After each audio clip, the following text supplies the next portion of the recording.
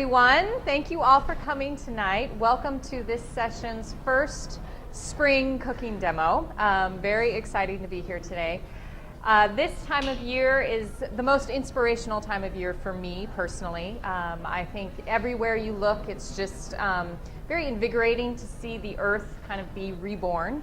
And so it's always a time of year that I take to reflect and build on new dreams and things like that. It's just a very inspirational time of year. My name is Shanna Hutton. I'm with Positive Community Kitchen. This is our Nourish class, and it is a collaboration between Positive Community Kitchen, Whole Foods, and Oregon Cancer Foundation.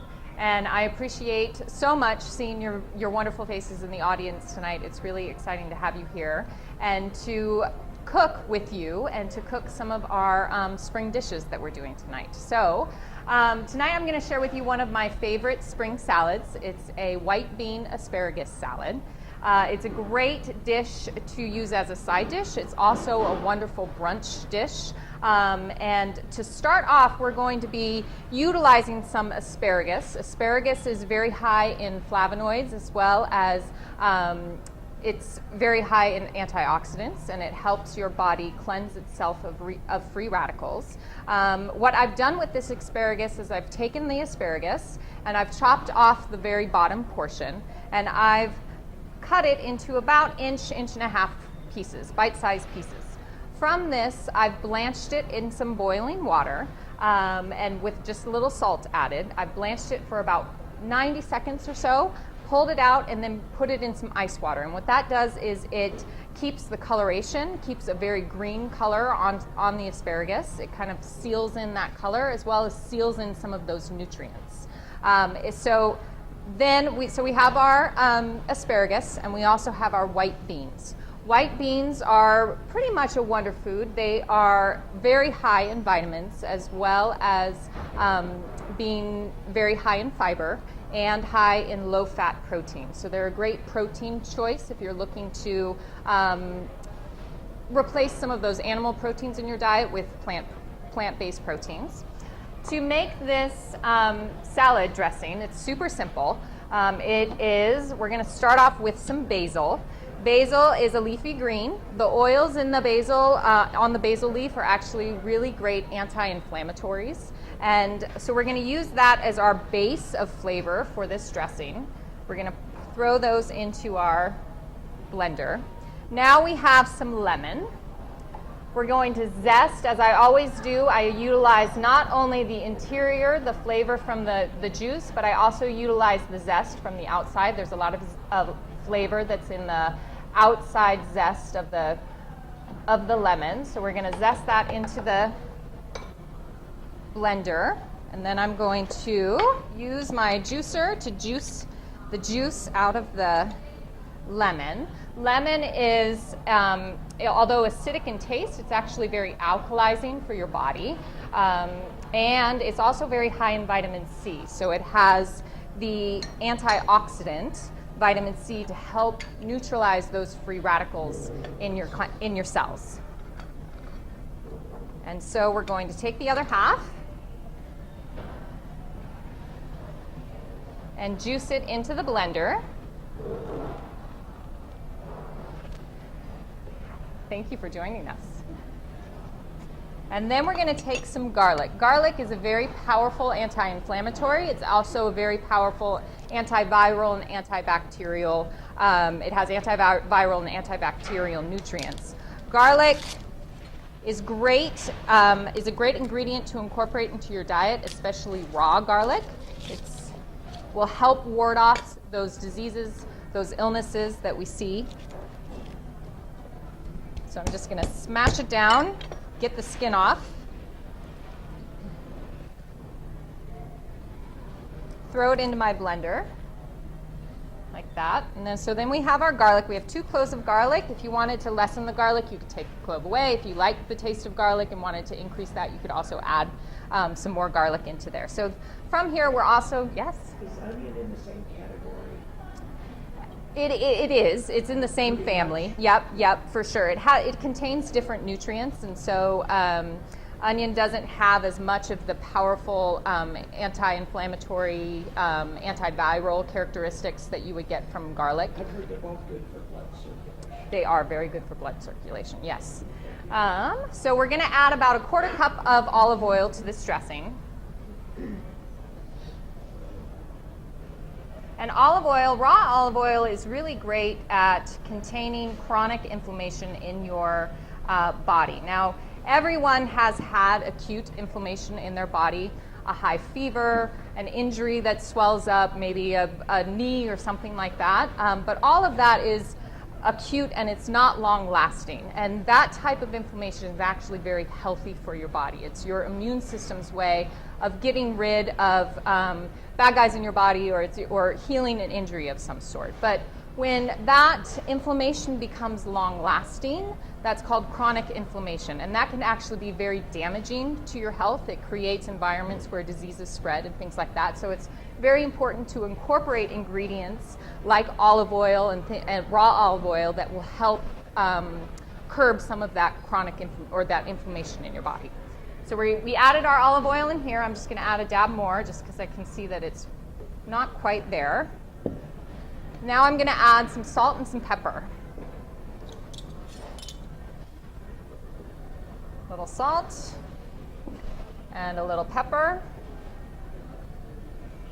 And then we're going to roll this around. The lemon or the juice from the lemon is going to add that acidity, that bite that we're looking for. And that olive oil is going to balance that acidity out with some fat. And I'm going to whirl this around, so it's going to be a little noisy for a second.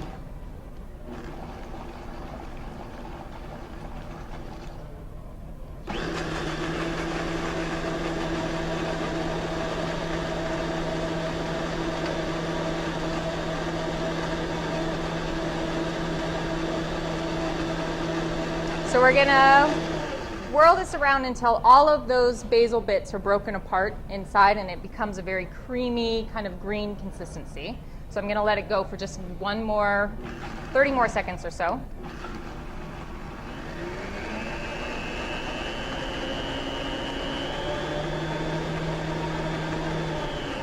Perfect. Now this recipe is really versatile. You can use about any herb that you would like to put in here. The original recipe that I developed had tarragon, which I love, that anise flavor. It really highlights that lemon, but a lot of people don't, or some people don't really like that anise flavor, and so you could use parsley in this recipe. You could do a mixture of maybe parsley and basil or parsley and tarragon. So whatever your flavor profile is that you prefer, please feel free to change it up to how you like it. All right, so we have our dressing here. And now we're going to start putting together our salad. So what I have is my salad bowl. And I have some pre-washed greens here. And use my knife to get rid of this packaging detail. All right, so I've got my greens here. I'm going to put my greens in this bowl.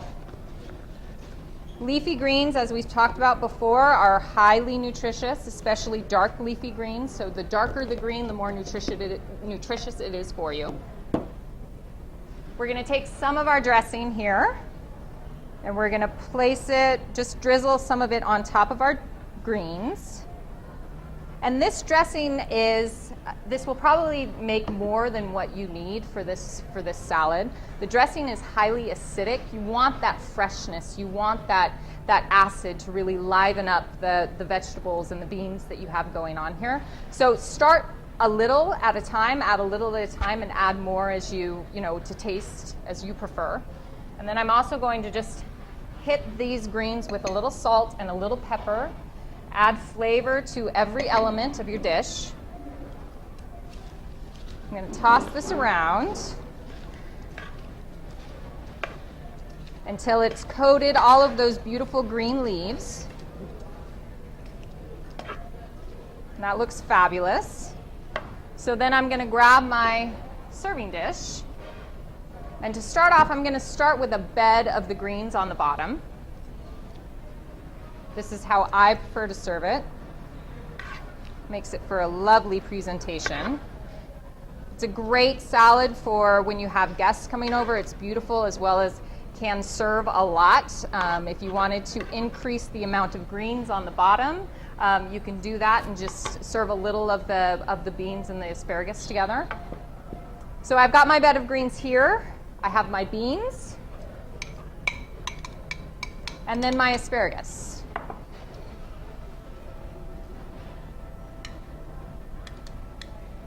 And then I'm going to add my dressing to this as well. Like I said, we're adding flavor to each component. So we're going to drizzle this dressing on top. This dressing saves very well in the refrigerator. So it will save for about a week or so in the refrigerator. You can add it to other salads and things of that nature. I'm just going to whirl this, give this a little toss around so that everybody gets happy and beautiful. And then also just going to add just a touch more salt and just a sprinkling of pepper. Now, some of this salad is lovely just as is, like this.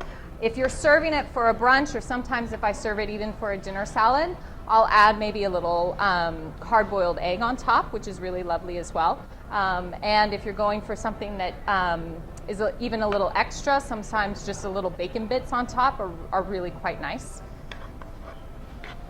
So from here, we're going to center those beans and that asparagus in the middle of our plate.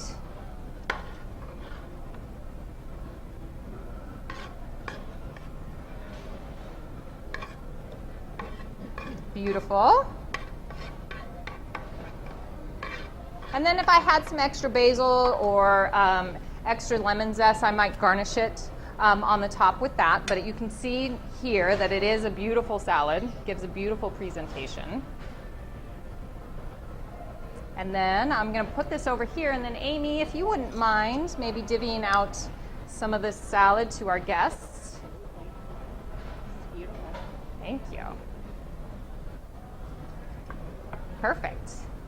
Okay, well, as you get to taste a little bit of the salad there that I just made, I'm going to move on. So this time of year is full of sunshine and flowers, but we also have our gloomy, rainy days. And on those gloomy, rainy days, sometimes I like to do recipes that really highlight the sunshine. And so this recipe, it's a breakfast bread / cake. It's not too sweet. That is full of pineapple and bananas and really highlights those tropical flavors of coconut and really brings just a plate full of sunshine when I just really need that uplifting motivation. So to start off, we're going to put together our dry ingredients. This is 3 cups of gluten-free flour. And then we're going to add to that about a teaspoon of salt and a teaspoon of baking powder. And then we're also going to add, where did my, oh, there they are, sorry. We're also going to add some cinnamon. Cinnamon is that warm spice that's really going to highlight that sweetness, give you that wonderful aroma while you're baking. And that warm spice really goes well with the fruits, the banana and the pineapple that we're adding to this cake. So we've got that. We're going to just whisk this around, break up those big floury parts so that it all incorporates into your wet ingredients very well. So we've got this, and then to this, we're going to start incorporating some of our wet ingredients. We have a 15-ounce can of crushed pineapple that I put into a sieve and that I've let drain for about a minute. So I want to get rid of some of that excess fluid, excess water, and just get to that really dense pineapple. Pineapple is going to add some sweetness, some flavor to this cake, but it's also very high in vitamin C, one of those antioxidants that helps free or helps neutralize those free radicals in your cell. When we talk about free radicals in your cell, free radicals in a very basic way are atoms that have an uneven number of electrons in them.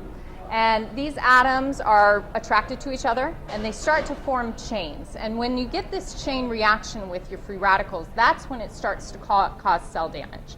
And what an antioxidant does, it's basically vitamin C, vitamin E, and beta carotene. What an antioxidant does is it goes in, it also has an uneven number of electrons, but what it does is it attaches to these chains and it stops the chain reaction from happening, and it neutralizes that free radical. And so thereby, that free radical is no longer able to cause damage in your cell. And so that's why it's super important to eat those antioxidants and really keep your cells healthy and not to create an environment for disease to flourish. So we have our pineapple in here. We're going to add 3 eggs to this. Eggs are going to create that leavening, that really tender aspect to this cake. We're going to whisk this around in with the pineapple. We're also going to add some maple syrup. When I bake, I tend to use try to use more natural sugars than the refined sugars. Natural sugars, in addition to them adding that sweet characteristic that you want, also retain some of the original nutrients and vitamins of the sugar or of the sweet sugar. So we're going to add some maple syrup. And we're also going to add some vanilla. Vanilla is going to add that, again, kind of that warm flavor that's going to highlight. It's a flavor enhancer, so it's going to highlight a lot of those fruits that we're putting in here, those tropical fruits. We've got vanilla. We also have some coconut oil. Coconut oil I use in baking recipes a lot just because it reacts very similarly to butter. And so if I'm trying to make a vegetarian, gluten-free baking dessert or something like that, then I'll tend to use coconut oil. So we're going to add some coconut oil into here.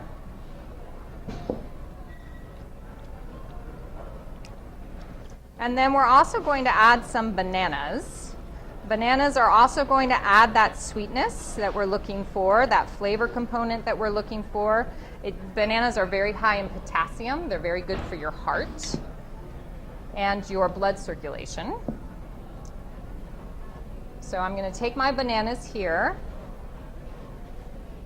And what you're looking for is really using ripe bananas, you know, the yellow bananas instead of the green bananas that you find. It'll really highlight the flavor, give you a little bit more of that sweet banana flavor that you're looking for. So I'm just going to mash these up. Mash them down pretty good.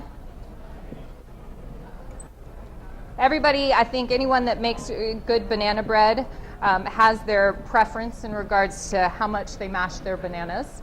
I like to have those little bits of bananas that remain in the bread. That's some of my favorite parts. So I mash it pretty good, but I keep just those little bits of bananas instead of getting it super run through. So we're going to add that into our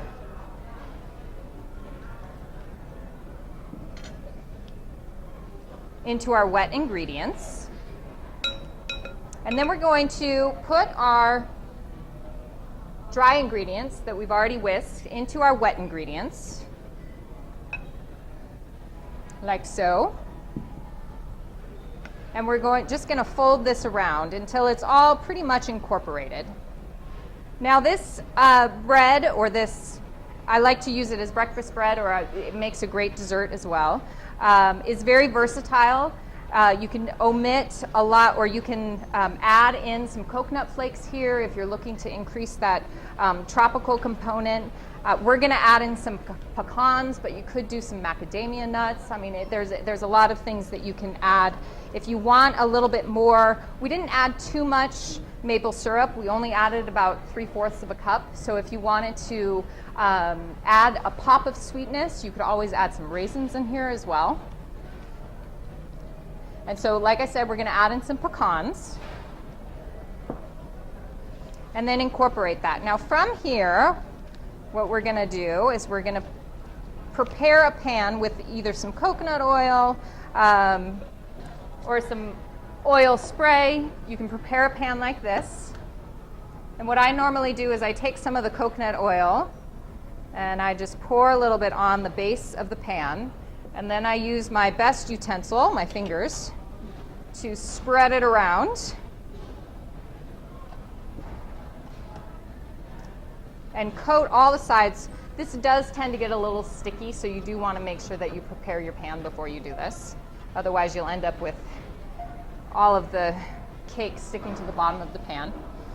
And so then we're just going to pour our beautiful batter. And I can already smell those wonderful tropical flavors, that coconut oil mixed with those bananas and the pineapple. And then you spread it around. You stick it in the oven at 350. Depending on your oven, it might take 45 minutes or it might take up to 55 minutes. So, but when the top becomes golden and brown and you take a toothpick and it comes out clean, that's when you know it's done.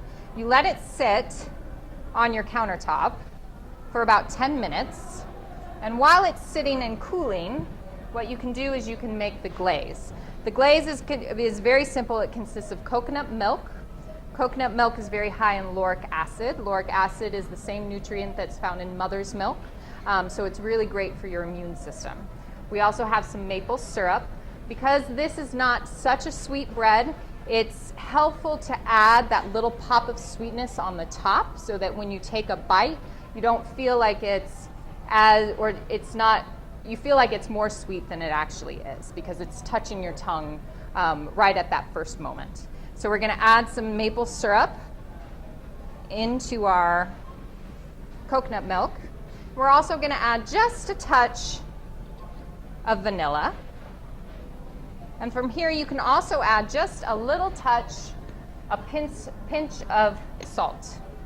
We've talked about salt before. Salt is a flavor enhancer, specifically when you're trying to cook healthy baking dishes. It really helps to add a little salt because it'll highlight that sweetness. So we're just going to mix this around. And then when you bring this out and it's cooled for 10 minutes, you're just going to brush on that glaze onto the top. And in the end, when you serve it up, you have a beautiful, wonderful, shiny, delicious looking banana pineapple bread. Dangerous place to put it.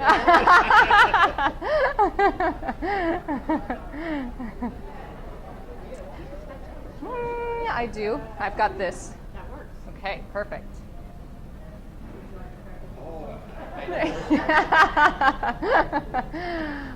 So those are our recipes for tonight. Again, thank you all for coming. Does anybody have any questions in regards to? Do you have these written down?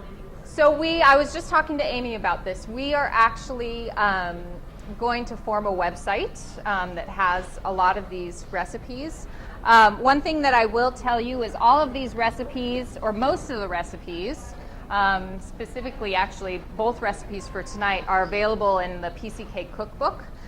This is a cookbook that I wrote about 2 years ago, and so if you're looking for a lot of recipes like this that you can incorporate into your daily diet, this is a great resource. So if you'd like to buy one for yourself or buy one from a friend, just let me know, and I've got some back here for you to take. But to answer your question, I think what we're going to do as far as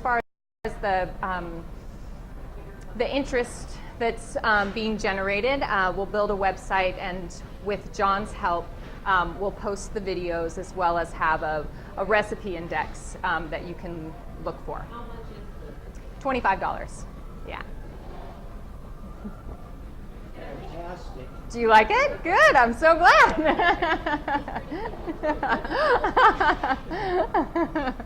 Well, that's great. I'm so glad. Any other questions? For somebody that's diabetic, Yeah. that's a pretty good recipe. It is a very good recipe. The bananas are really low in glycemic index. The maple syrup, because you're not adding so much sugar, and a lot of it is all natural sugar, it's a really great diabetic recipe. Yeah. Any other questions?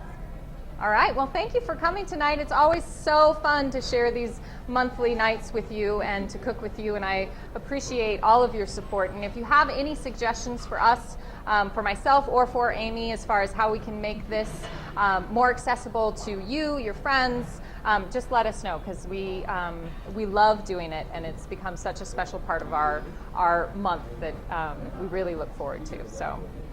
Thank you. Yeah, I'm glad you came tonight. Yeah.